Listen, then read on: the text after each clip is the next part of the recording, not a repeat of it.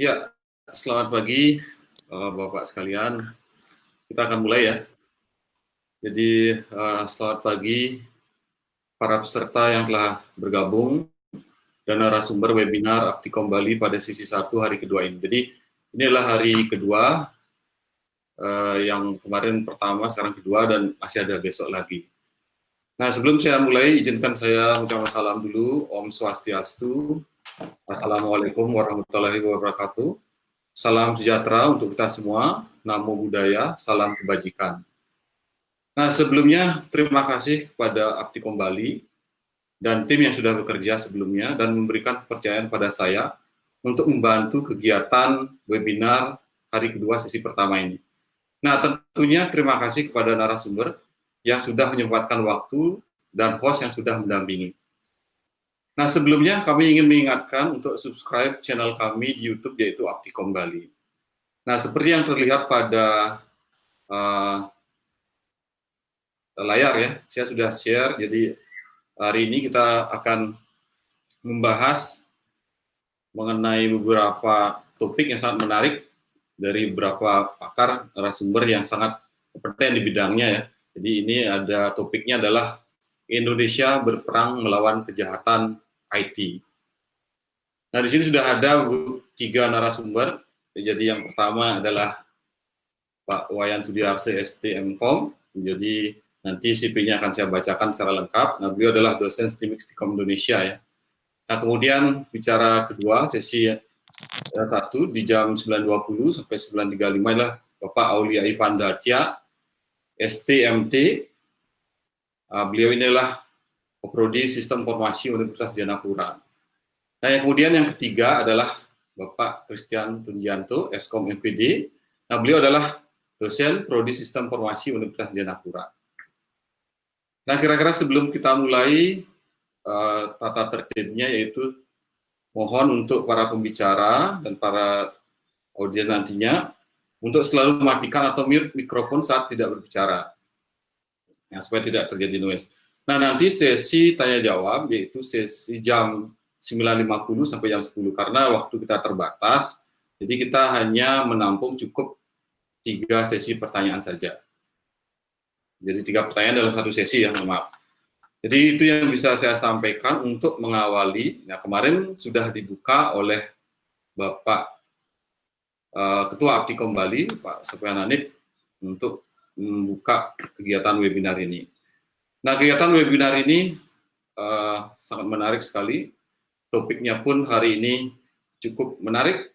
Nah, mudah-mudahan para peserta, baik dari Bali, mahasiswa di luar Bali, atau di Bali, mudah-mudahan memberikan manfaatnya jadi terkait materi kali ini.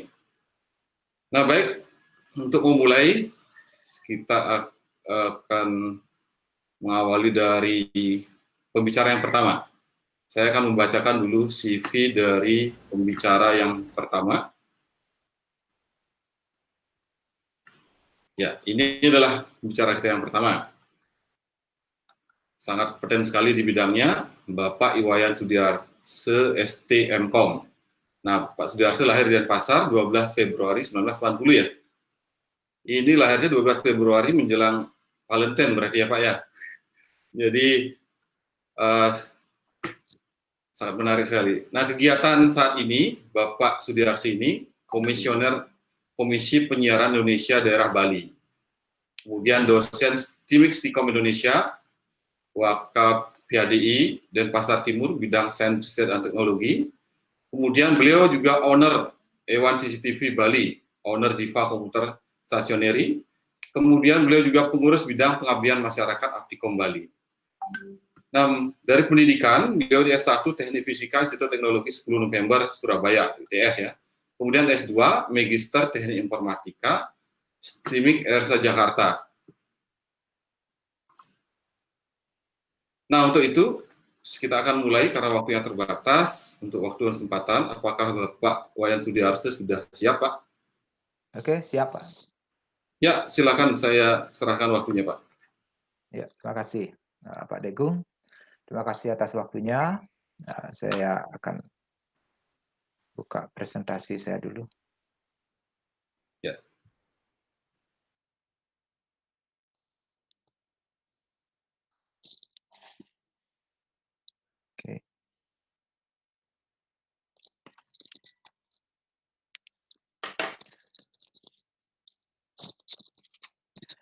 Baik, selamat pagi semua.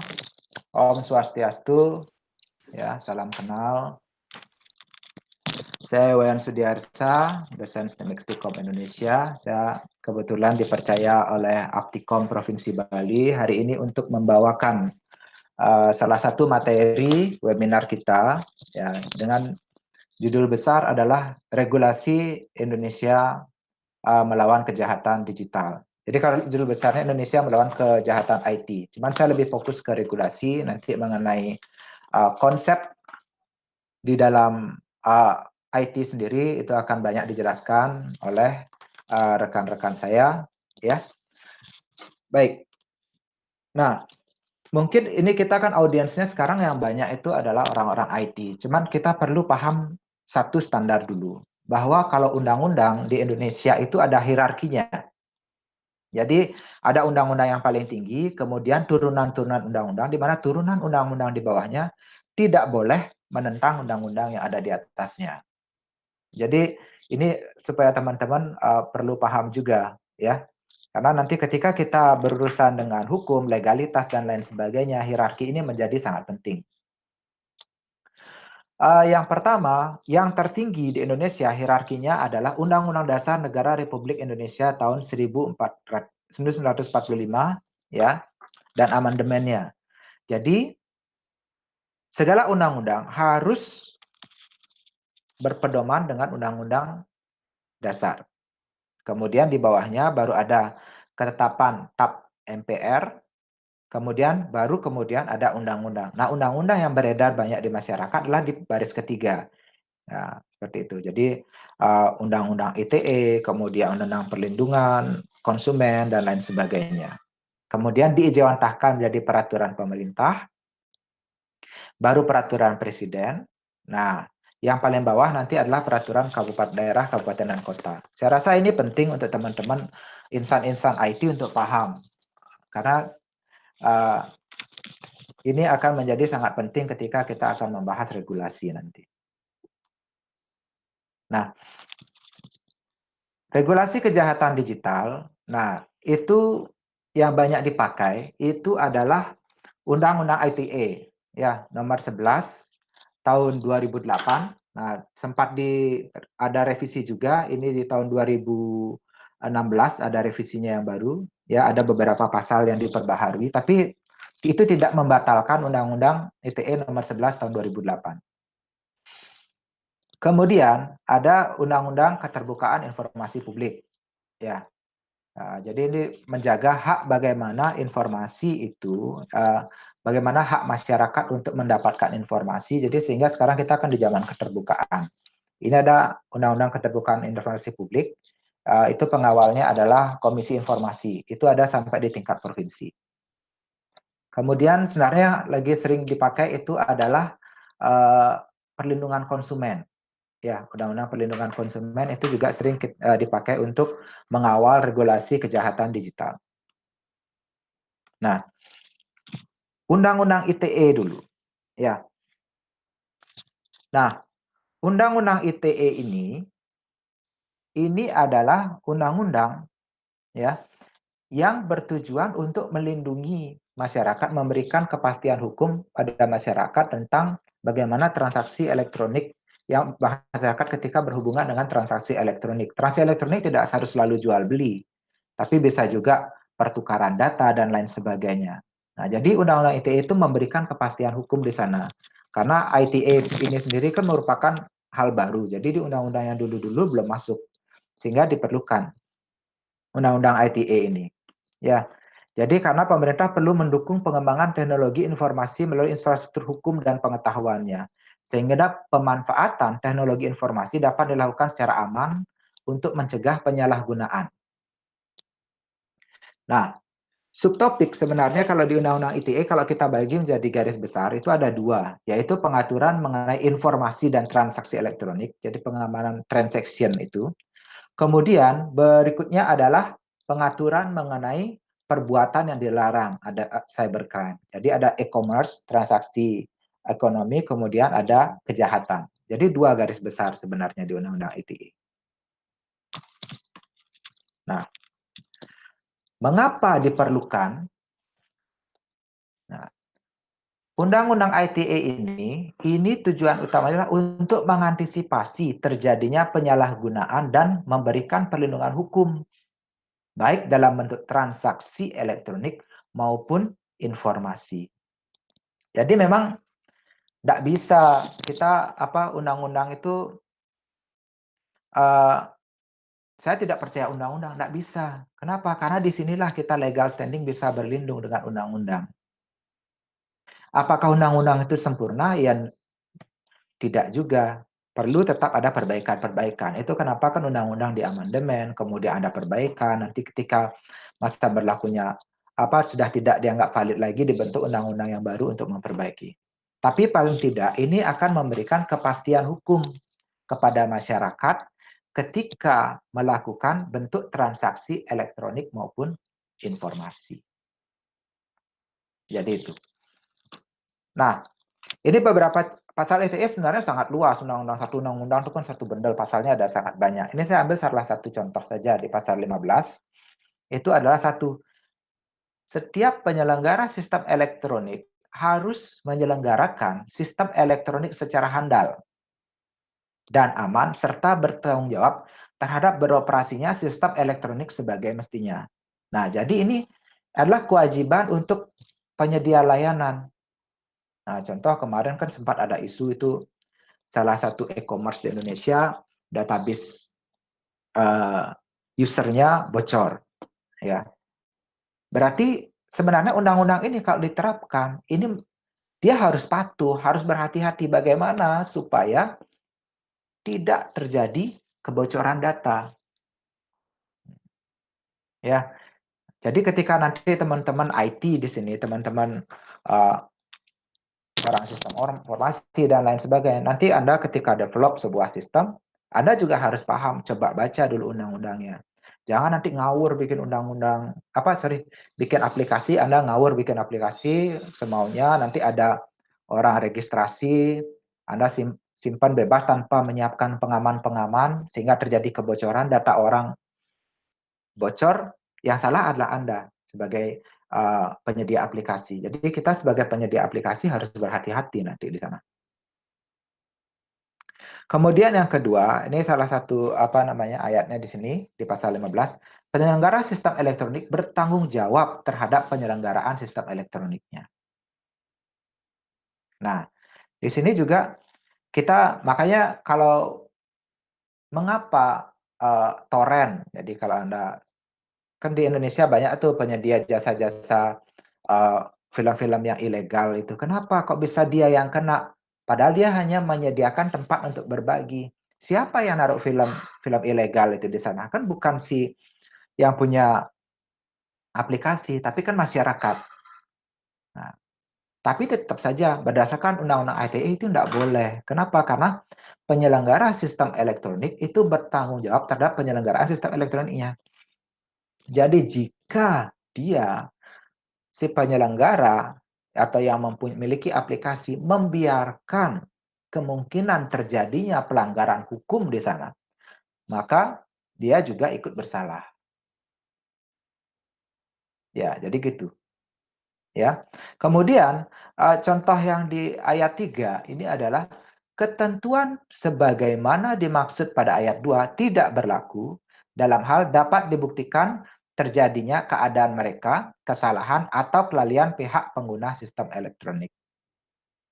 Nah, makanya kalau umpamanya ketika kita masuk subscribe ke sebuah aplikasi itu kan pasti ada persetujuan atau EULA, End User License Agreement di sana ya. Jadi sebenarnya kita harus baca baik-baik di mana hak si penyelenggara, kemudian hak kita sebagai pengguna. Karena jika memang sudah disiapkan tempat, kemudian dilakukan pelanggaran, jadi tidak murni yang salah itu adalah penyedia layanan. Ya. Nah, contoh umpamanya kalau di grup WhatsApp itu kan kadang ada posting-posting gambar yang melanggar kesusilaan. Padahal di EULA itu di WhatsApp ketika kita registrasi sudah disebutkan Anda dilarang memposting sesuatu asusila dan lain sebagainya. Dan disiapkan juga mode reporting kan. Jadi kalau umpamanya kita memasukkan sesuatu, Anda bisa dilaporkan. Kalau yang lain tidak suka, Anda bisa dilaporkan di aplikasi tersebut, Anda bisa di-ban dan lain sebagainya. Jadi dia sudah melaksanakan kewajibannya. Oke. Nah, manfaat Undang-Undang ITE itu adalah transaksi dan sistem elektronik beserta perangkat elektronik mendapatkan perlindungan hukum. Kembali, yang utama itu adalah hukum, karena kita Indonesia adalah negara hukum. Jadi panglima tertinggi itu adalah hukum. Kemudian, trafik internet Indonesia benar-benar dimanfaatkan untuk kemajuan dan kesejahteraan bangsa. Ini di Undang-Undang ITE juga sebenarnya melindungi bangsa Indonesia, bagaimana supaya transaksi di Indonesia memang untuk kemajuan dan kesejahteraan bangsa, supaya tidak orang punya perusahaan di luar, servernya di luar, jualannya ke Indonesia, tidak bayar pajak. Kan negara dirugikan sebenarnya di sana. Karena ada apa? Bukan dirugikan secara langsung, tapi ada potensi pemasukan negara yang bisa dipergunakan untuk mensejahterakan masyarakat, tapi tidak bisa dimanfaatkan. Oke. Nah, kemudian ini ada beberapa hal juga saya bahas sedikit, karena kita orang IT juga, nanti mungkin teman-teman juga membuat software, membuat hardware, dan lain sebagainya. Ada beberapa hal yang perlu kita pahami. Kita sering menemukan istilah-istilah ini, tapi kadang kita anggap itu sama. Ada beberapa bedanya. Ini yang pertama, hak cipta. Ya, copyright. Nah, kalau hak cipta, itu dimaksudkan untuk melindungi karya cipta seseorang seumur hidup, seniman atau pengarang. Ya, hak cipta berakhir setelah 95 tahun. Ya, jadi di mana ketika orang memanfaatkan suatu produk yang memiliki hak cipta, dia harusnya mendapatkan persetujuan dari si pemilik hak cipta. Entah syaratnya dia harus membayar royalti atau lain sebagainya, jelas dia harus mendapatkan persetujuan.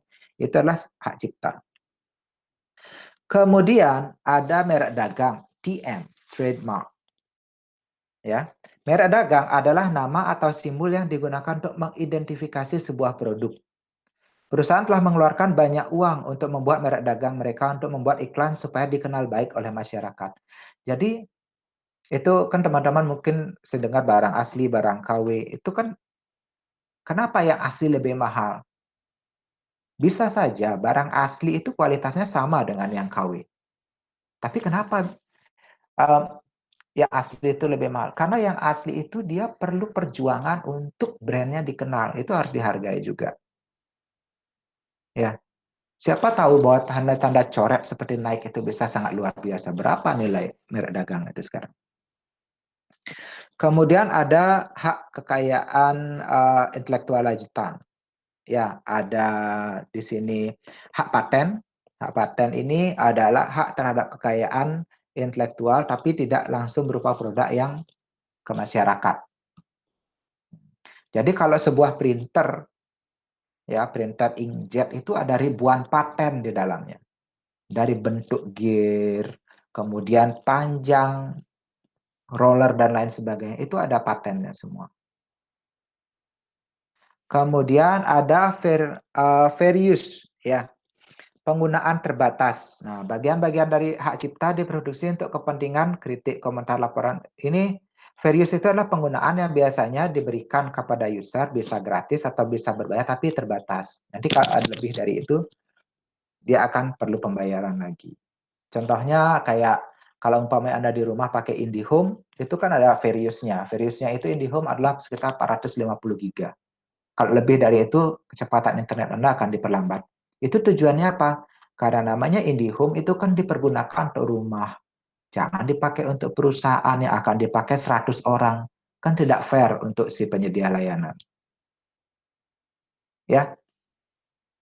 Kemudian ada end user license agreement, itu adalah catatan atau pernyataan yang harus kita setujui ketika kita menggunakan aplikasi. Kemudian ada freeware. Oke. Nah, jadi itu ada fair use, jadi penggunaan terbatas seperti IndiHome tadi, kemudian End User License Agreement. Kalau Anda nginstal aplikasi, install Microsoft Office itu kan pasti keluar End User Agreement dulu. Kemudian Anda harus milih apakah Anda setuju apa tidak. Kalau setuju, Anda baru bisa lanjut install. Kalau Anda tidak setuju, maka Anda tidak bisa lanjut. Ya, berarti apa? Kita dipaksa untuk harus setuju dengan pernyataan. Kalau Anda tidak setuju, ya jangan pakai aplikasi saya. Nah, kemudian ada freeware, ya, perangkat lunak yang gratis. Nah, kemudian kalau di dalam kejahatan komputer itu ada banyak contoh. Nanti ada white collar crime, ya, ada white collar crime, kemudian ada cyber squatting, cyber stalking, ya, cyber mining, kemudian pembajakan. Ini ada beberapa jenis kejahatan. Nanti ini akan banyak dibahas oleh Bapak Aulia. Tapi kalau saya bahas white collar crime ini dulu. Kalau white collar crime ini adalah salah satu jenis kejahatan komputer di mana yang melakukan kejahatan komputer itu adalah orang dalam. Jadi dia menggunakan kewenangannya dia untuk menguntungkan dirinya sendiri atau orang lain. Nah, di sana dia masuk white collar crime.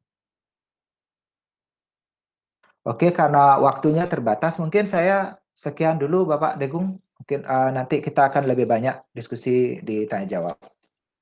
Ya, terima kasih Pak Arse. Jadi sangat bagus sekali materinya terkait dengan regulasi ya. Jadi bagaimana Undang-Undang ITE untuk melindungi para penggunanya, gitu ya. Nah, kembali saya ingatkan untuk peserta yang sudah live di channel Aptikom Bali untuk subscribe ya. Jadi silakan subscribe channel kami yaitu Aptikom Bali.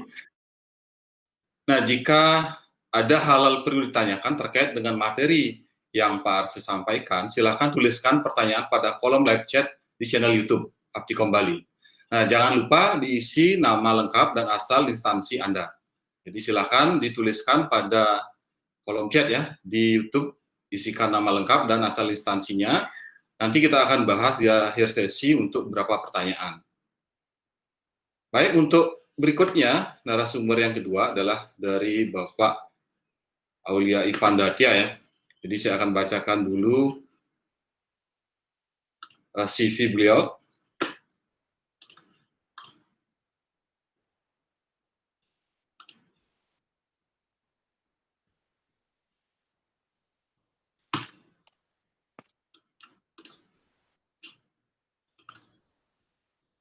Ini sudah terlihat ya. Jadi Bapak Aulia Ivan Datia STMT.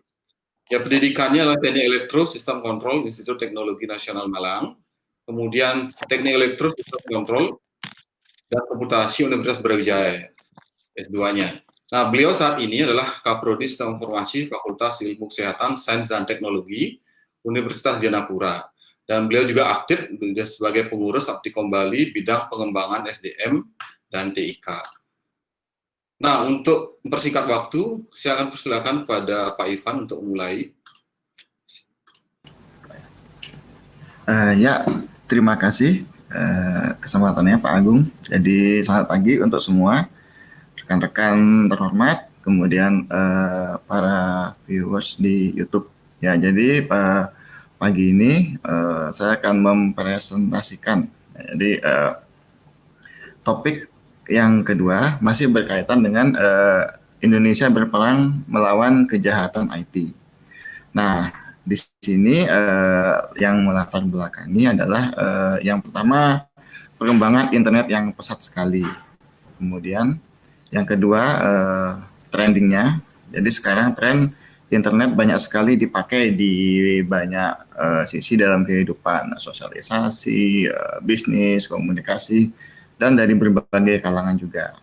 Nah, dengan banyaknya penggunaan itu, kita mengenal ada kesempatan ya dan ada celah berarti untuk melakukan kriminal. Nah, jadi tren cybercrime-nya meningkat juga. Nah, dengan berbagai macam modus ya. Nah, sesuai dengan bidang saya di interaksi manusia dengan komputer, jadi khusus untuk di pagi ini saya akan bahas cybercrime yang memanfaatkan kelengahan kita sebagai pengguna. Bisa next Pak Agung. Nah, jadi ini data ya. Jadi per Januari 2020 cukup masif. Jadi kita di Indonesia yang menggunakan internet dengan sosial media. Bahkan Facebook pun mengakui pengguna terbesar ya ada di Asia Tenggara. Kita tidak menyumbang kontribusi. Nah, jadi dengan banyaknya populasi dan pengguna ini sangat memungkinkan sekali untuk orang-orang melihat pola. Oh, berarti ada pola nih seperti ini. Kita bisa memanfaatkan kelengahan pengguna dengan membuatnya seperti ini untuk mencari keuntungan tersendiri seperti itu. Oke, next Pak Agung. Nah, jadi ya lanjut dari Pak Sudiarsa tadi. Nah, jadi ada 21 ya tipe dari cybercrime. Jadi mulai dari penipuan, pemalsuan data, kemudian pornografi, kemudian pemerasan, terorisme, sampai narkoba. Nah, khusus untuk pagi ini, saya akan fokus di phishing-nya, yaitu menggandakan situs. Jadi, situs yang asli dibuat kopiannya untuk menjebak pengguna. Itu nomor 10 ya, phishing. Next, Pak Agung. Nah, jadi ya, ini berbahasa Inggris ini, mohon maaf. Nah, jadi gimana sih phishing itu bekerja gitu ya. Nanti contohnya akan saya berikan, tapi kita harus tahu dulu cara kerjanya dulu. Yang pertama adalah nomor 1, jadi legitimate website atau website resmi itu di-clone. Jadi di sini menuntut kreativitas yang cukup tinggi dari para pelaku kriminalnya. Mereka harus membuat website yang benar-benar mirip dengan website aslinya. Baik itu seperti Telkomsel, Bank Mandiri, BCA, kemudian Excel. Jadi untuk menjebak pengguna, jadi benar-benar membuat situs yang mirip dengan aslinya. Nah, di nomor 2, termasuk juga halaman loginnya. Login page dibuat untuk mencuri identitas rahasia kita ya. Jadi mencuri identitas kita, email, password. Nah, ini terkait dengan tadi yang disampaikan Pak Sudiarsa, yaitu pencurian data. Nah, nomor 3, data-data yang dicuri itu ya dikemas menjadi sebuah file zip. Nomor 4, kemudian file-file tersebut diupload ke situs yang sudah dihack tadi. Nah, nomor 5, data itu dipakai untuk membohongi kita kembali dengan dibilang menang undian, menang hadiah, kemudian harap menuju di sini atau mentransfer sejumlah uang dan sebagainya. Nah, itu dari anatomi. Kemudian di sebelah kanan, jadi saat data kita sudah diambil, apa yang akan dilakukan orang-orang itu? Nah, jadi yang pertama bisa menjual informasi kita. Jadi sekarang kan kalian juga menemukan ya, tiba-tiba di inbox SMS kalian ada pinjaman lah atau apalah, tiba-tiba ini tahu nomor kita dari mana, kan seperti itu jatuhnya sekarang.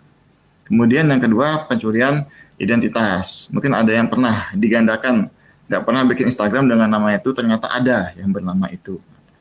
Kemudian yang ketiga, ini pencurian dana atau fund ya dari akun rekening kita. Jadi kalau pernah memasukkan nomor rekening secara tidak sengaja atau nomor kartu debit, nah ini riskan sekali. Dan yang nomor 4 adalah ya bisa menyerang juga kontak-kontak yang ada di lingkungan sekitar kita. Jadi kan data itu diambil bersama dengan list kontak ya, dengan siapa saja kita berrelasi. Nah, itu cukup berbahaya. Ya, lanjut Pak Agung.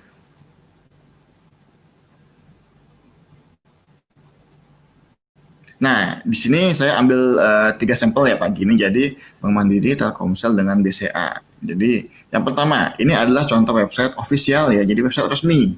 Nah, di sini bisa kalian lihat https ya bankmandiri.co.id. Jadi tidak mudah mendapatkan .co.id ya. Ada proses regulasinya seperti yang disampaikan Pak Sudiarsa tadi. Kemudian penggunaan font, kerapian. Nah, kalau ada adik mahasiswa bisa diingat kembali mungkin mata kuliah perancangan web ya. Nah, jadi kan merancang web itu tidak mudah. Menunya apa saja, font apa yang dipakai, lalu kemudian larinya kemana, menu ini, menu. Jadi ya untuk website official sendiri biasanya sih selalu diupdate ya tampilannya. pasti tim mereka kerja cukup keras untuk menghindari kriminal. Tapi sebagai pengguna, kalian juga harus ingat kalau tampilan seperti ini, gambarnya seperti ini. Jadi perlu ada penanda dari kalian yang mengingat kalau ini adalah website resmi. Nah, ini Bank Mandiri ya, didominasi logo, biru khasnya Bank Mandiri, kemudian ada QR code, kemudian warna kuning dan sebagainya. Dan yang perlu diingat, penulisan alamatnya yaitu bankmandiri.co.id. Tidak ada strip, kemudian tidak ada .com-nya, jadi itu alamat ofisialnya dan ada tanda gemboknya di depan sana. Lanjut Pak Agung. Nah, jadi ini saking banyaknya ya, jadi kasus saya penuhi saja sekalian slide-nya. Jadi ya ada beberapa modus ya. Jadi yang sudah banyak ada bertebaran di Google Image, saya ambil saja karena memang ini juga pengakuan dari teman-teman yang sudah pernah kena. Jadi yang bisa kalian lihat di situ pasti mereka mengarahkannya, diberi pancingan, lalu kalian diarahkan seperti yang di tengah itu fiestamandiri.webs.com. Nah, seperti itu. Kemudian ada lagi Mandiri Fiesta Blogspot. Nah, jadi perlu diperhatikan sekali alamatnya ya. Oke, mungkin untuk teman-teman yang masih muda, masih kritis ya, masih aware dengan celah ini. Tapi bayangkan kalau itu orang-orang tua kita atau bapak yang sudah lansia dan lagi BU mungkin ya, perlu uang cepat nih. Wah, dapat pancingan seperti ini. Nah, langsung main klik aja. Nah, kemudian kalian akan diarahkan seperti di kiri bawah itu ada, jadi dibuat sedemikian rupa ya. Jadi ada user ID sampai meminta PIN, kemudian email, nomor telepon. Nah, jadi itu adalah data-data krusial sekarang ya. Email, nomor telepon, nama ibu. Jadi kalian jangan pernah sembarangan memposting hal seperti itu. Nama lengkap ibu apalagi ya, itu jadi informasi perbankan yang penting saat ini. Jadi mungkin saking sayangnya sama ibunya, jangan cepat-cepat diposting semua nama lengkap ibunya di media sosial, bahaya itu. Nah, kemudian lanjut, jadi ada juga yang dalam bentuk email. Nah, di email ini kalian diarahkan itu ke ib.bankmandiri.co.id dan bla bla bla bla. Nah, jadi emailnya pun dibuat serapi mungkin ya, seolah-olah itu benar-benar dari officialnya Bank Mandiri. Oke, ini satu. Lanjut Pak Agung.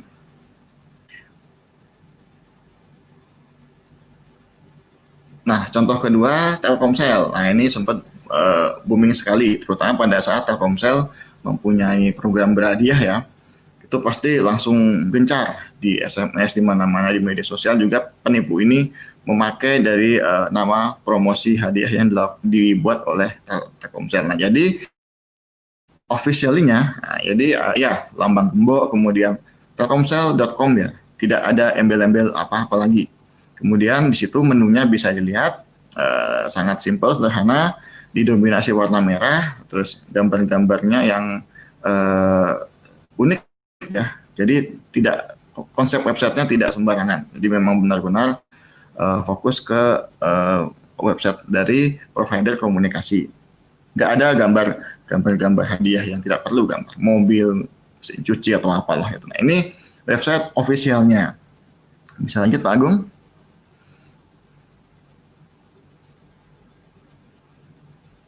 Nah, di sini dari SMS jebakan ya banyak sekali ya. Kalian sudah pasti pernah dapat. Jadi diarahkannya ke ada macam-macam, ada Pesta Point, Telkomsel 48 Blogspot dan sebagainya. Kemudian ya dengan kata gebiar Telkomsel ini yang dijual ya oleh para penipu atau Telkomsel Point.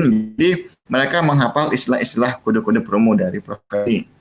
Lalu di-share dan dibuat dengan ya rata-rata mendominasi warna merah dan didesain ya untuk menarik agar kalian mengisikan data-data kalian nih, nomor handphone, nomor PIN, nomor rekening ke dalam sini. Seperti itu. Jadi bisa dilihat ya perbedaannya jauh sekali. Oke Pak Agung, lanjut. Nah, ini untuk Bank BCA. Jadi ya ada tanda gembok seperti biasa. Officialnya adalah bca.co.id. Kemudian desainnya khas ya dengan biru. Nah, kemudian ada nomor kontak hotline di atas. Nah, ini juga perlu diperhatikan. Jadi kadang-kadang penipu menaruh nomor HP-nya mereka, nomor kontak mereka untuk menggantikan kontak hotline dengan font atau tulisan yang menyerupai dari kontak hotline itu. Nah, di sini cukup gampang diingat ya karena ini termasuk situs yang cukup sering diupdate tampilannya dan cukup menarik desainnya, saya akui itu. Lanjut Pak Agung. Nah, di sini untuk BCA karena 3 huruf ya, banyak memanfaatkan kelengahan kalian saat mengetik. Nah, jadi sama situs yang di phishing dibuat biru, nah, jadi memakai dominan warna biru. Kemudian ada di situ bisa kalian ada klik BCA. Karena kalian kadang-kadang buru-buru ya, buru-buru ngetik. Mereka memanfaatkan itu. Jadi ada KLIK, kemudian KLIK dengan CK, kemudian KILK. Jadi manfaatkan kelengahan. Bahkan saat kalian ketik BACP juga sudah disediakan oleh mereka. Jadi ya, jadi kalian benar-benar diarahkan untuk diambil datanya. Jadi selalu perhatikan detail ya, meskipun sedang terburu-buru. Hati-hati sekali. Oke, jadi saya sampel pagi ini 3 contoh. Sebenarnya masih banyak lagi ya. Dan intinya sama, adalah memperhatikan detail keamanan. Ya, Pak Agung bisa lanjut. Nah, jadi ini sudah ada banyak sekali edaran ya. Jadi penipuan, ini saya ambil langsung dari official-nya, dari Polri dan dari provider. Yang pertama, undian berhadiah. Itu ini sekali ya, banyak sekali. Kemudian SMS atau telepon kadang-kadang ya, terutama yang teori hipnotis itu ya, saya masih kurang riset itu masalah itu. Bagaimana dengan telepon bisa menghipnotis orang untuk KTM. Meskipun banyak beritanya.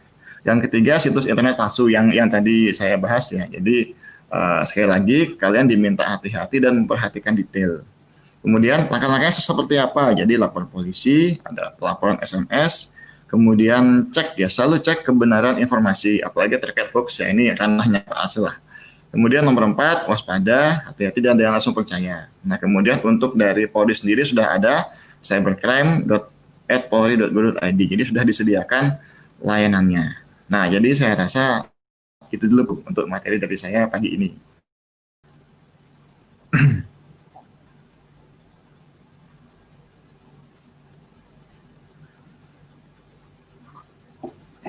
Baik, terima kasih Pak Ivan. Jadi sangat menarik sekali materinya. Jadi saya ingat betul ya. Jadi beberapa tahun lalu itu paling sering dapat SMS yang mengatasnamakan perusahaan tertentu. Jadi selamat rekening BRI Anda mendapatkan hadiah dari Untung Beri Beritama gitu misalkan ya. Jadi begitu saya balas, maaf saya tidak punya rekening BRI, saya punya BNI. Nanti dia balas lagi, selamat rekening BNI Anda mendapatkan. Nah, ini sangat cepat sekali respon penipunya ya. Jadi bisa jadi dia punya template yang lain mungkin. Nah, jadi begitu. Berikutnya adalah pembicara yang ketiga. Nah, sebelumnya saya ingatkan kembali bagi yang ingin bertanya terkait apa yang sudah dipaparkan oleh dua penyaji tadi. Jadi ada Pak Akse, ada Pak Ivan Datya. Silakan tuliskan di kolom komentar, kemudian berikan nama lengkap dan asal instansi dan pertanyaan ditujukan kepada siapa. Ya, untuk pembicara ketiga yang terakhir ya dari sesi pertama ini adalah dari Bapak Christian. Saya akan bacakan dulu dari CV beliau. Saya akan share.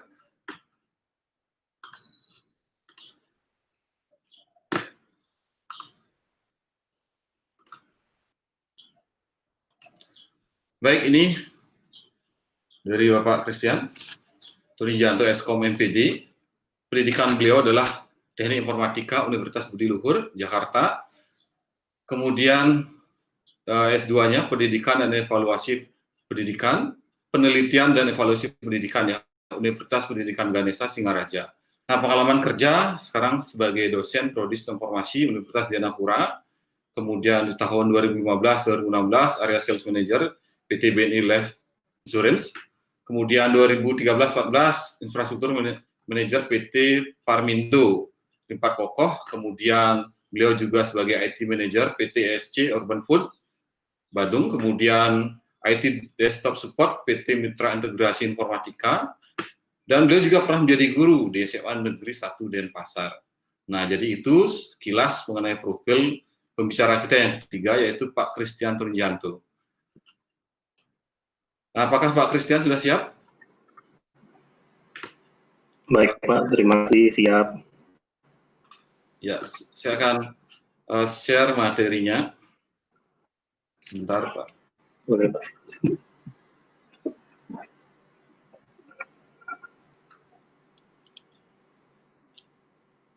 Ya, jadi dari ini Pak ya. Oke, baik. Terima kasih Pak Agung. Ya, terima kasih Pak Agung. Selamat pagi, salam sejahtera, Om Swastiastu, nama budaya. Jadi sebenarnya dari beberapa pembicara dari Pak Wayan Sudiarsa, Pak Ivan Datya, itu apa yang sudah terjadi, apa yang sudah menjadi tantangan saat ini, apalagi kondisinya seperti saat ini yang pandemi COVID-19 itu sangat berpengaruh bagi kita sendiri, apalagi bagi hal-hal yang terjadi seperti tadi kalau Pak Sudiarso lebih menekankan pada white collar crime. Nah, di sana itu yang sering terjadi ya bukan masalah pencurian data dari pihak internal saja, tapi dari pihak luar pun bisa terjadi. Kalau masalah internal saya tidak berani berbicara banyak, tetapi kalau berbicara dari eksternal itu paling sering sekali terjadi. Ya, itu yang pertama. Bagaimana kita harus benar-benar mengamankan semua titik, apalagi banyak aplikasi ataupun perangkat itu yang harus diamankan. Jadi kalau bagaimana mengatasinya, jadi di sini dari ahli digital forensik itu dari Pak Muhammad Nur Azhar yang kepada cyberthreat.id mengatakan mengenai serangan cyber atau cyber attack 3 tahapan yang penting harus diperhatikan, yaitu sebelum kejadian, saat kejadian, dan setelah kejadian. Nah, pada saat kita harus mengantisipasi yang namanya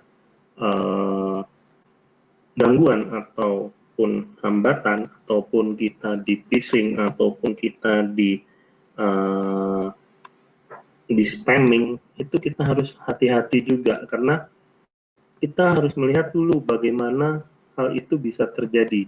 Nah, bagaimana itu bisa terjadi, kita harus lihat kondisi yang terjadi di awalnya. Ya, kondisi di awalnya. Awalnya seperti apa? Awalnya kita harus melihat, oh, kita harus sadar dulu. Ternyata kita selama ini mengakses situs, ya ambil contoh deh, seperti saat ini kita dapat akses s.id/webinar Aptikom 2020. Kita harus cek dulu apakah webinar Aptikom 2020 itu ada, atau mungkin hanya retasan, atau mungkin hanya phishing, atau mungkin hanya spamming, atau mungkin hanya scamming, atau dan lain sebagainya. Itu kita harus cek dulu, benar tidak ada webinar Aptikom 2020, itu sebagai contoh. Ya, kalau misalnya itu ada, berarti oh kita aman, kita bisa nonton, kita bisa lihat di YouTube, kita bisa lihat beritanya bahwa ada kegiatan nih webinar. Kita harus cek dulu, jangan asal masuk aja ke webinar. Mungkin webinar banyak, ada yang mungkin dengan menonton langsung, ada yang mungkin dengan mengikuti langsung. Itu kita harus cek. Apalagi sekarang yang mungkin terakhir terjadi ini adalah pada salah satu aplikasi seperti aplikasi telekonferensi. Saya tidak berani menyebutkan karena ini ada lisensinya dan hal sebagainya. Itu kita harus berhati-hati terhadap semua data yang kita miliki. Kita harus protect. Nah, apabila itu sampai terjadi, kita harus lihat, oh, kenapa terjadi hal ini, ya? Kenapa kita terjadi hal ini? Mungkin kita kurang care dengan apa yang namanya data kita. Kita kurang care dengan identitas kita. Kita kurang care dengan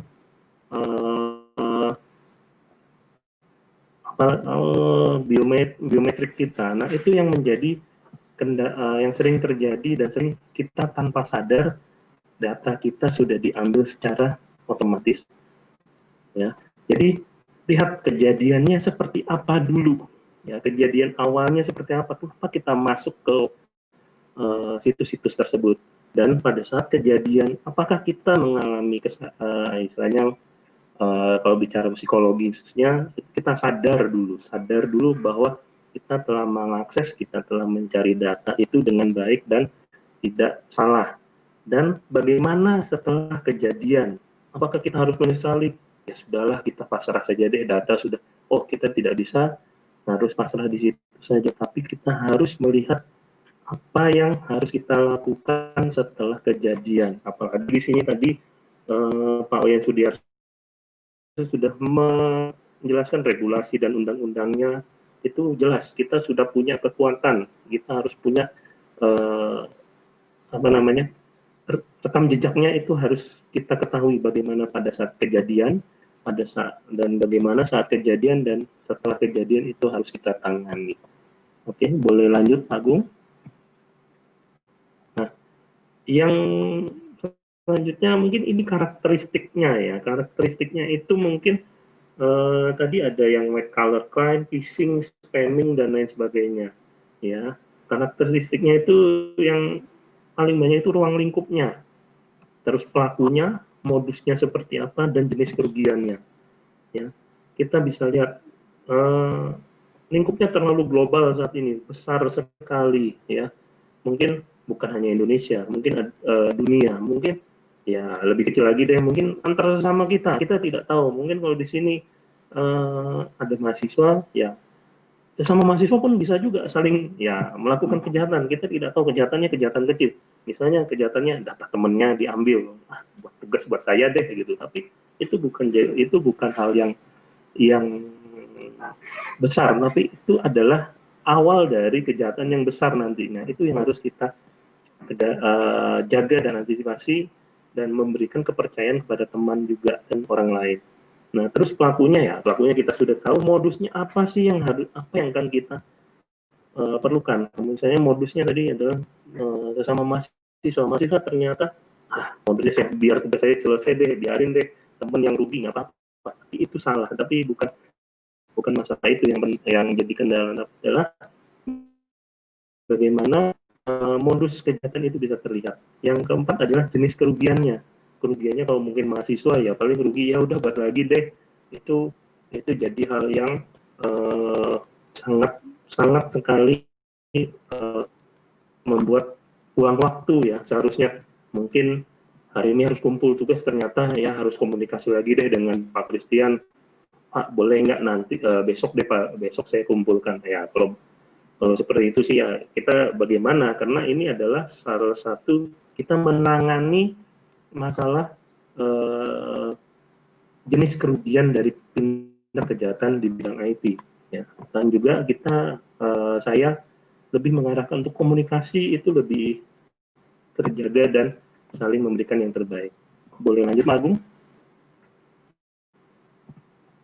Oke, ini bagaimana mencegah dan menanganinya. Sebenarnya ini sih kembali lagi tadi banyak hal yang dibilang sudah disampaikan oleh Pak Sudiarto, Pak Ivan Datya, itu banyak adalah regulasi, aplikasi, dan perangkat penyedia layanan dan penyedia layanan atau konten transaksi dan hak kita. Tadi yang paling saya ingin memberikan contoh, atau ini pengalaman pribadi sih ya, pengalaman pribadi yang mungkin ini sudah terjadi sekitar tahun 99, kemungkinan ada sekitar 21 tahun lalu. Jadi yang namanya teori hipnotis lewat telepon. Nah, ini mungkin sih saat ini sih sudah tidak tren lagi teori hipnotis lewat telepon. Mungkin teori hipnotis lewat SMS mungkin yang lebih canggih saat ini ya. Atau teori spamming, hipnotis lewat spamming itu yang mungkin lebih keren. Nah, tapi kalau dari pengalaman yang pernah saya alami pada saat tahun 99, memang apalagi kondisi saat ini seperti pandemi, kita dapat telepon, tiba-tiba telepon menginformasikan kita mendapat misalnya hadiahnya ya, kita sebut saja nominalnya Rp1.000. Ya, Rp1.000 dikalikan 1.000 ya mungkin 1 juta atau 1 miliar. Siapa sih yang tidak mengharapkan mendapatkan uang saat ini untuk kebutuhan ya. Itu biasanya ada jam-jam yang mungkin saya ini bukan baku, tapi saya adalah korban 21 tahun lalu yang mungkin saat itu saya baru SMA. Nah, baru SMA itu dapat telepon, selamat, nomor rekening Anda di salah satu bank swasta terpilih menjadi pemenang hadiah 100 juta rupiah. Siapa sih pada saat jam 10 atau jam 1 siang pas saat lelah dapat telepon 100 juta tidak kaget atau tidak, wah seru ya dapat 100 juta, wah bisa beli, ya mungkin saat itu sebagai anak SMA, wah bisa beli handphone baru deh, tahun 99 handphone apa sih yang keren, mungkin bisa beli handphone seri N6600 gitu. Kita beli, bisa beli, wah dapat 100 juta di telepon, oh ya bisa ya, mungkin si penelpon tidak tahu orang yang ditelepon adalah masih anak SMA. Bapak bisa datang ke ATM untuk melakukan transaksi. Nah, pada saat itu adalah kita ikuti. Saya ikuti sampai di bank, dan di bank itu adalah untungnya salah satu boleh sih sebutin salah satu nasabah bank swasta terbesar di Indonesia, ya. Datang antri di ATM karena nunggu antrian di depan ada 3 dan telepon tidak dimatikan. Saya biarkan, tapi saya mute. Pada saat giliran saya melakukan transaksi, saya sambil telepon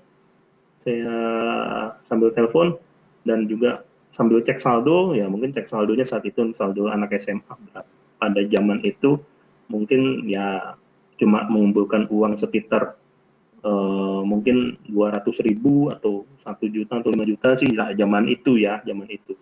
Nah, pada saat saya melakukan transaksi di ATM itu ada satu security, ada satu tim security dari bank tersebut melihat saya dan mendekati saya. Saya sadar didekati oleh security itu karena teknologi ATM saat ini kan sudah diberikan yang namanya kita seperti kaca spion, ya istilahnya kaca spion itu bahasa umumnya bagi saya kaca spion. Kita bisa melihat di belakang, ternyata security itu mendapuk saya, D sedang apa? Dia karena saya saat itu dalam kondisi yang mungkin saya mau dapat uang undian 100 juta, ternyata si security ini paham psikologis dari seseorang yang mungkin akan kena tipu, ya. Tapi ya mungkin penipu itu sudah melihat, oh ini mungkin nasabah ini ada uang mungkin 100 juta, mungkin bisa ditransfer, tapi ternyata saat itu adalah saldonya mungkin 500.000. Ya saya pada saat itu ya udah saya sebutkan aja 500 juta gitu kan, biar sombong dikit kan nggak apa-apa lah ya, namanya juga mencoba kita mempelajari satu hal yang penting. Pada saat ditelepon, oke sebut 500 juta, dan ternyata security bank tersebut menurut saya, Dek boleh dimatikan saja. Pada saat itu saya masih ngotot, enggak Pak, biarkan saja dulu. Oke, sekali tidak di ini. Yang kedua, kalau hal diingat, Dek mohon teleponnya dimatikan, nanti ada yang rugi. Oke, karena saya sudah tahu ini kondisinya seperti itu, memang sih saya sudah sadar pada saat saya menerima telepon itu nggak mungkin siang bolong bisa durian runtuh, dapat durian runtuh, tidak mungkin. Tapi itulah yang menjadi pembelajaran pada saat itu. Oke, saya matikan dulu teleponnya, saya cancel transaksinya, dan si security bank mengingatkan saya kembali, menasihati, Dek ini gini, karena kemarin baru kejadian ada salah satu ibu nasabah kita uangnya hilang 20 juta. Waduh, oke, baik Pak, terima kasih. Saya memang biar tahu apa yang menjadi permasalahan, dan ini biar menjadi pembelajaran buat saya dan mungkin buat keluarga saya. Mungkin atau pada saat ini mungkin 21 tahun lalu yang terjadi sekarang, saya bisa men-share ini loh yang terjadi. Ternyata semua itu kita harus dalam kondisi sadar, kondisi yang benar-benar waspada. Jadi kalau misalnya di sini ada 12 cara menangani yang sederhana yang saya ambil dari IDN Times itu, yang menurut saya dan sudah saya olah lagi. Jadi yang pertama itu kalau misalnya transaksi kita terkena spamming, phishing dan lain sebagainya, lindungi perangkat yang digunakan. Yang pasti itu lindungi dulu, entah itu tablet, handphone, laptop dan lain sebagainya yang terkoneksi ke internet. Yang kedua, kurangi penggunaan perangkat lunak tidak berlisensi. Saya tidak berani mengutarakan hal yang istilahnya bajakan atau lain sebagainya, saya tidak berani, tapi tidak berlisensi. Yang ketiga, selalu up to date terhadap lakukan up to date terhadap perangkat lunak yang digunakan, ya. Yang keempat, gunakan data enkripsi. Yang kelima, selalu memiliki sikap yang waspada. Tadi kita waspada, jadi pengalaman itu waspada. Keenam itu adalah periksa data-data penting secara berkala, ya. Data-data penting itu mungkin kalau tidak perlu disimpan di handphone atau di laptop, lakukan disimpan di external drive. Jangan ditaruh di misalnya external drive itu ada di hard disk eksternal, tapi jangan di-upload di Google karena itu resiko juga, bukan menghalangi untuk Google, bukan, tapi ini untuk mengantisipasi kalau di Google hilang kita masih punya di external hard disk atau sebaliknya. Yang ketujuh adalah rajin memperbaiki kata sandi yang digunakan. Jadi kalau misalnya kata sandinya mungkin sudah 1 tahun lalu, ya lebih baik perbaikilah untuk saat ini. Yang kedelapan, backup data secara berkala dan rutin. Itu penting sekali. Yang 9, jangan sembarang unggah foto. Ya. Yang ke-10, abaikan lampiran surat elektronik dan URL yang terindikasi mencurigakan. Yang 11, jangan mudah tertarik terhadap tawaran yang diinformasikan. Gunakan waktu untuk berpikir lebih panjang dan matang. Yang ke-12, kalau ini sudah terjadi, mungkin tadi di depan adalah setelah kejadian dan kita dirugikan sangat besar dan kita tahu siapa orangnya, mungkin kalau cybercrime, kita saat ini kepolisian sudah mengenai cybercrime, kita bisa laporkan ke pihak yang berwenang. Ya, ini yang paling penting. Itu. Jadi apapun semua kita harus tetap waspada. Ya. Ya, maaf Pak Kris. Baik, mungkin itu saja. Itu saja Pak Agung, cukup dari saya. Terima kasih Pak Agung. Ya, baik. Terima kasih Pak Kris. Paparan sudah bagus sekali. Jadi pengalamannya juga ya. Jadi banyak pengalaman ya. Ya, untuk berikutnya kita akan bahas beberapa pertanyaan ya. Sebelum saya simpulkan nanti, ada waktu lagi 10 menit. Ya, pertanyaan yang pertama ini dari Ida Ayu Gede Putri Maharani ya. Jadi selamat pagi, saya Ida Ayu Gede Putri Maharani dari Sticky Indonesia. Jadi saya ingin bertanya kepada Bapak Sudiarse, jadi mengapa saya sering dengar ada orang-orang kritis atau aktivis yang dikriminalisasi menggunakan undang-undang ITE? Nah, jadi mungkin Pak Sudiarse bisa menjawab pertanyaan dari Ida Ayu Gede Putri Maharani ini. Silakan Pak Sudiarse. Oke, terima kasih waktunya Pak Degung. Menarik sekali pertanyaannya. Jadi memang di pemberitaan juga banyak ada orang-orang yang seolah-olah dikriminalisasi menggunakan pasal-pasal karet yang ada di Undang-Undang ITE. Nah, jadi begini. Yang pertama, kita harus positive thinking dulu. Bahwa undang-undang itu dibuat itu pasti untuk kebaikan masyarakat. Untuk melindungi masyarakat. Nah, kenapa ITE? Karena memang sebelumnya belum ada undang-undang yang mengamankan masyarakat di bidang transaksi elektronik dan juga cybercrime. Itu. Kemudian, undang-undang ini karena buatan manusia, tentu saja tidak sempurna. Ada celah-celah yang bisa dimanfaatkan oleh orang lain. Ya, ada pakar justru pakar hukum yang tahu, oh ini undang-undang ITE celahnya di sini, ini yang bisa dimanfaatkan. Ya, itulah pentingnya kita juga sebagai orang-orang IT itu juga harus paham tentang hukum. Supaya kita tahu bahwa ada celah, ada undang-undang yang mengatur, ada yang mengamankan, kemudian ada celah-celah yang bisa dimanfaatkan oleh orang lain untuk mengkriminalisasi berdasarkan undang-undang tersebut. Nah, sehingga sebagai orang IT yang paham tentang dasar-dasar hukum, nanti celah, kalau kita tahu celah-celah ini, maka pahami celahnya, ya, agar kita tidak melakukan kesalahan. Seperti tadi, ketika nanti Anda sudah, mungkin ada teman-teman mahasiswa yang dulu sudah mampu memproduksi software, Anda harus benar-benar jamin bahwa data-data user, data-data klien yang ada di dalam software Anda itu aman.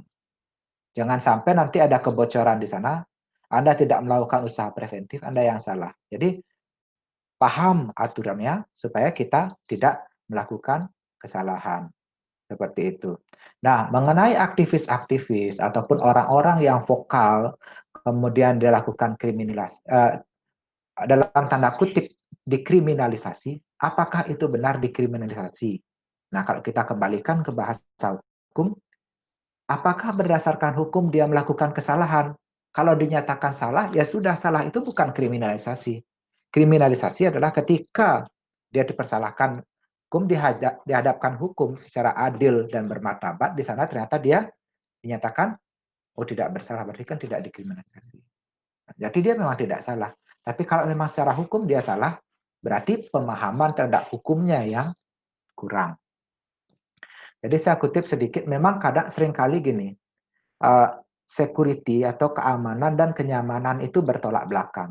Jadi kalau kita mau aman itu biasanya tidak nyaman.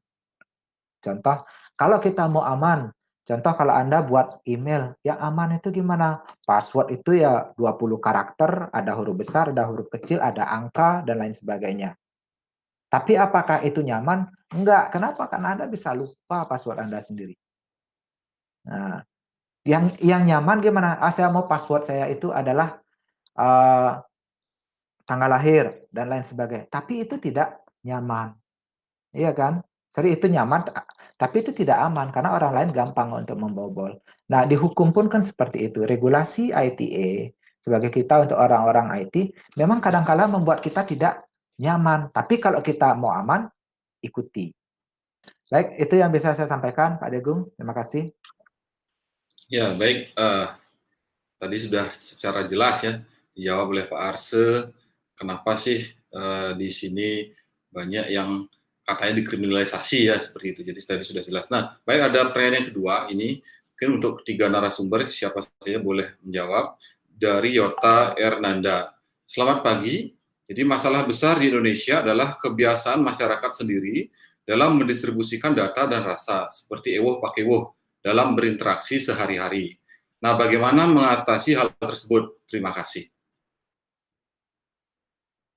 Silakan, Bapak-Bapak narasumber, mungkin bisa menjawab. Nah, bagaimana masalah besar di Indonesia adalah kebiasaan masyarakat sendiri dalam mendistribusikan data dan rasa ewoh pakewoh dalam interaksi sehari-hari. Bagaimana mengatasi hal tersebut? Silakan. Kemudian berikutnya ada dari Gede Gana Eka Krisna dari Stikom Indonesia. Ingin bertanya, apakah pemerintah ikut mengawasi gerak-gerik kita di aplikasi quick message seperti WhatsApp dan lain-lain misalkan? Nah, jadi itu sudah ada 3 pertanyaan yang akan kita bahas ya. Jadi ini bisa dijawab oleh Pak Ikan, mungkin satu pertanyaan. Silakan. Yang dari Yota saya deh, Pak Agung.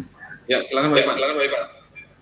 Nah, jadi terkait pertanyaan ini ya, interaksi, kemudian rasa ewoh pakewoh ya, rasa sungkan. Jadi interaksi di internet ini kan sesuatu yang sekarang sudah normal ya, dianggap umum. Dan itu belum ada apa ya, kayak buku aturannya seperti mata kuliah budi pekerti, kemudian kewarganegaraan, yang misalnya ini kalau kita hubungi orang yang lebih tua nih gimana sih di WhatsApp contohnya, atau mau nanya di lapak pedagang online misalnya komentarnya yang halus gimana gitu, yang sopan bagaimana. Nah, jadi kan tatanan baru ini kan belum belum fix lah gitu ya. Nah, jadi kembali lagi sekarang ya bagaimana sikap kita yang baik di ranah kehidupan sosial itu kita implementasikan ke dalam ranah interaksi online. Nah, jadi kalau sekarang kan banyak tuh di Instagram tuh komennya barbar gitu ya, yang mengarah ke body shaming, fisik, kesara. Nah, jadi hal-hal seperti itu yang yang mungkin perlu dikurangi ya untuk tatanan interaksi yang lebih baik jadinya. Dan saya rasa ya dalam kadang-kadang kita juga sungkan ya sungkan mau menegur sesuatu yang salah di ranah interaksi online seperti itu. Nah itu mungkin rasa sungkan itu yang ada. Nah tapi karena kita menganut budaya ketimuran, jadi ya itu tantangan untuk kita semua. Bagaimana mengimplementasikan itu ke dalam ranah interaksi sosial kita saat ini. Itu aja dari saya Pak Agung. Ya, terima kasih. Jadi pertanyaan berikutnya, apakah pemerintah selama ini mengawasi media sosial atau chatnya misalnya seperti WhatsApp dan lain sebagainya? Mungkin Pak Christian, nanti bisa Pak Sudiarsi yang menambahkan, silakan.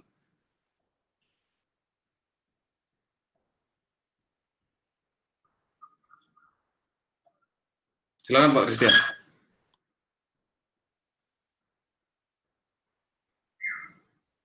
Belum terdengar Pak.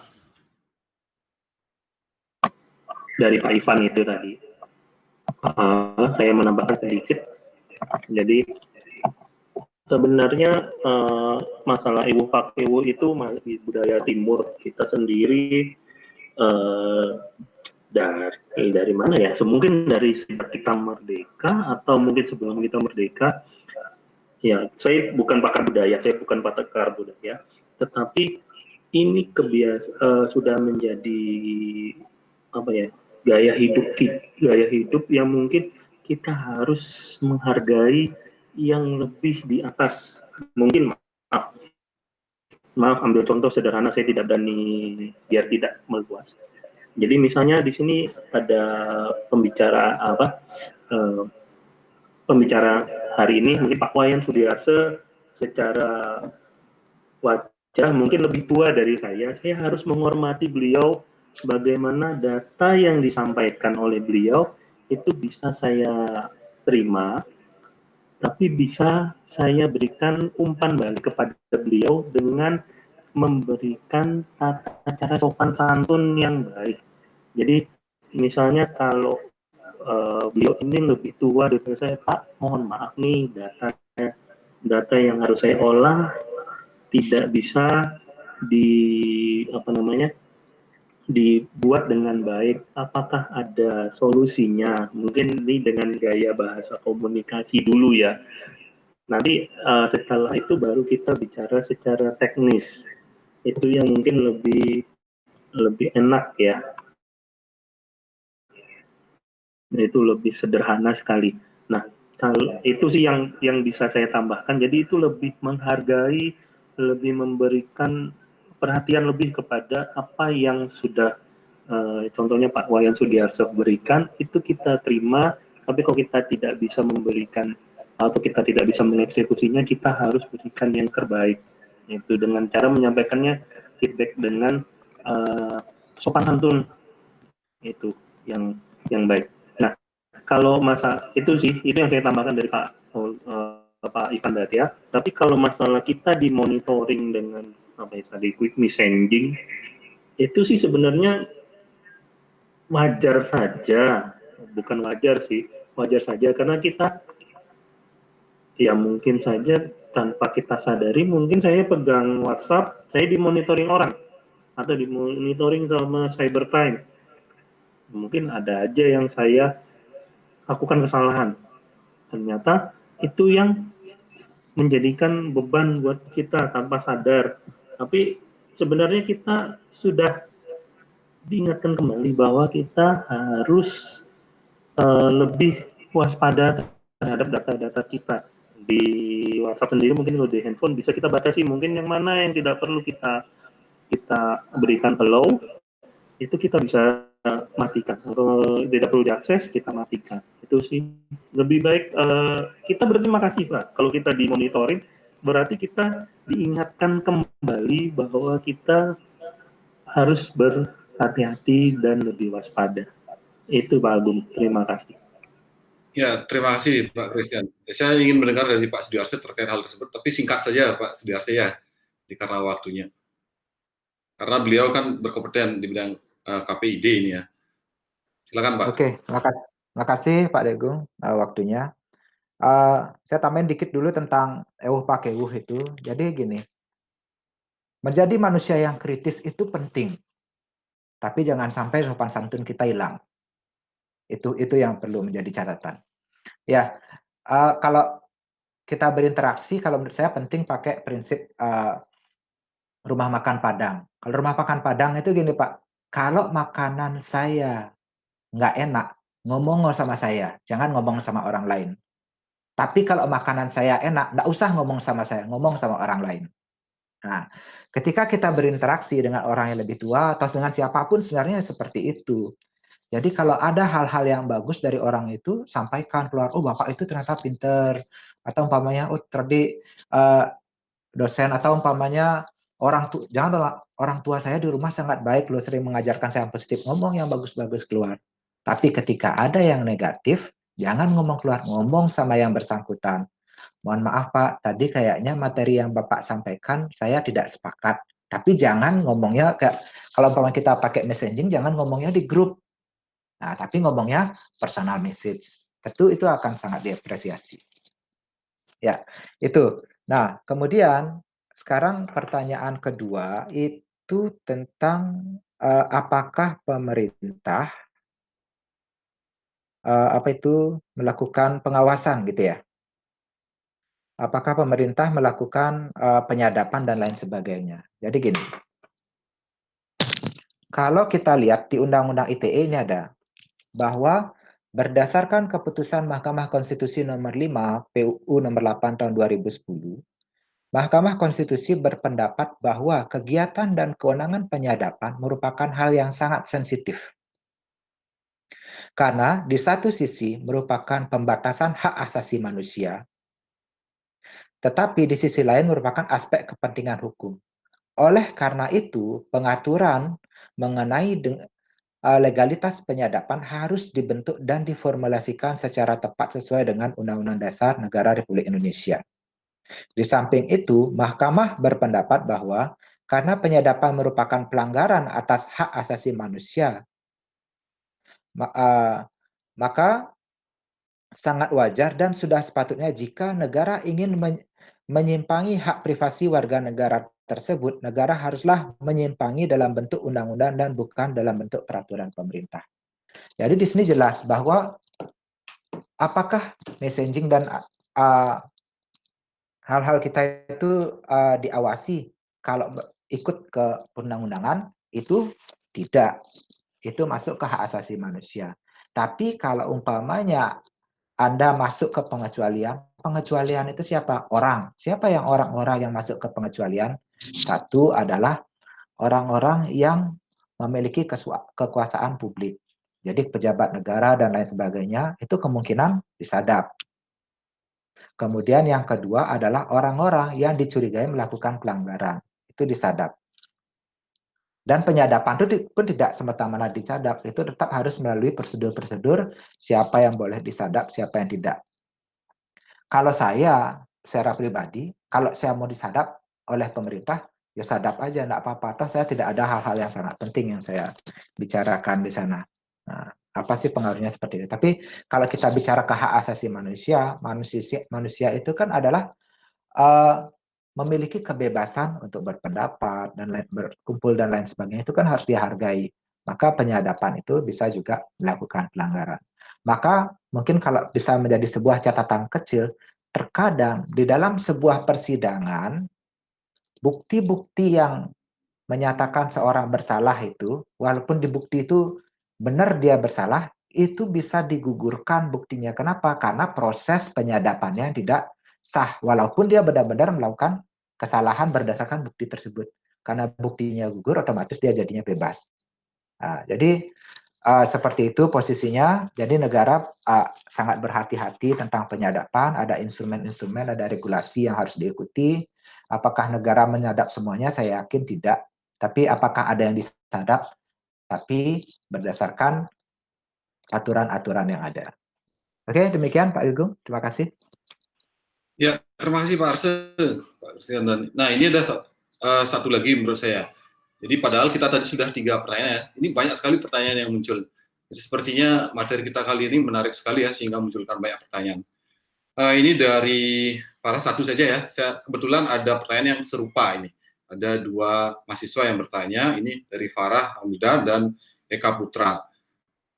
Jadi ingin bertanya apakah undang-undang atau saksi sanksi bagi orang yang menyalahgunakan undang-undang IT untuk mengkritisi seseorang atau menjatuhkan seorang.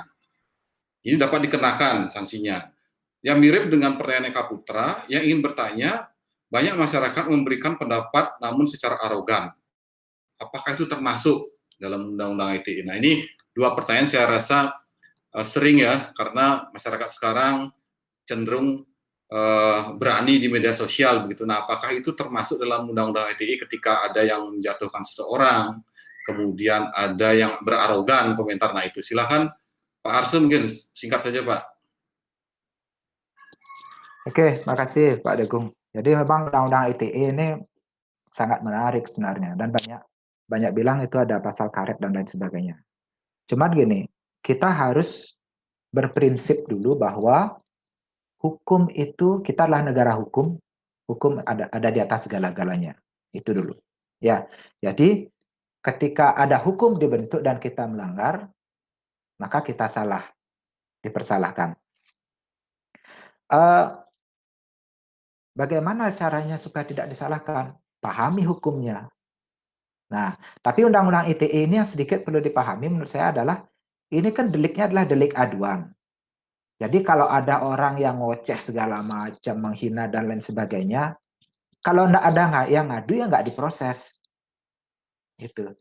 Jadi apakah dia salah dengan melakukan body shaming, kemudian menghina dan lain sebagainya? Iya, salah.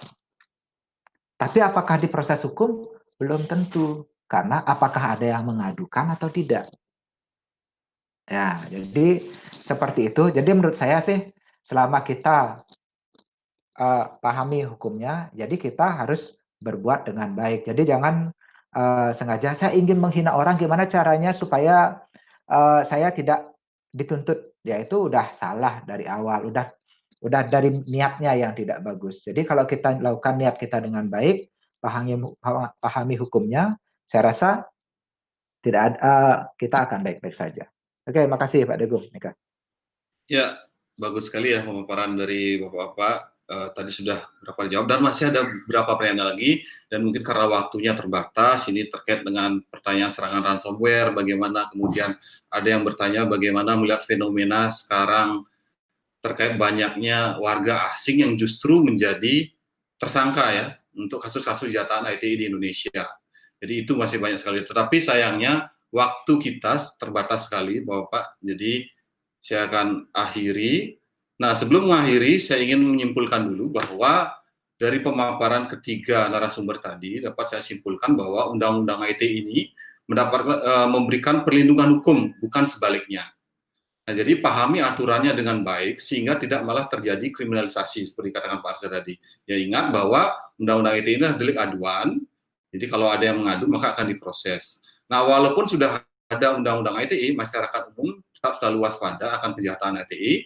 Nah, pencegahan tidak kalah penting. Selalu menjaga data pribadi Anda, selalu cek kebenaran data dan informasi, nah untuk melakukan sharing data dan lain sebagainya. Nah, itu yang bisa saya simpulkan, sangat super sekali. Jadi seperti di TV ya, sangat super sekali, ketiga narasumber ini sangat kompeten dan lain sebagainya. Yang memberikan feedback, banyak respon dari beberapa mahasiswa dan mungkin yang masih mendengarkan di YouTube. Jadi banyak sekali pertanyaannya. Sebelum saya akhiri webinar ini, saya mengucapkan terima kasih sebesar-besarnya kepada tim Aptikom, pada narasumber, kemudian pada teman-teman, ada dosen, kemudian ada mahasiswa yang sudah hadir di channel kami Aptikom Bali, yang sudah memberikan pertanyaan dan komentar, walaupun kebanyakan komentar absensi kehadiran ya, di sini melengkap. Jadi apabila ada bapak-bapak yang ada mahasiswa, tolong diberikan nilai tambahan ya. Nah, sebelum saya akhiri, saya ingin berpantun dulu. Nah, dari Irian, burung cendrawasih, kayu jati dibuat kursi. Cukup sekian dan terima kasih. Kami akhiri webinar hari ini. Terima kasih. Ya, Om Santi, Santi, Santi, Om. Salam sejahtera untuk kita semua. Terima kasih semuanya. Terima kasih Pak Wayan Sudiarse, Pak Iwan Radia, Pak Jan Rudianto. Terima kasih semuanya. Selamat pagi.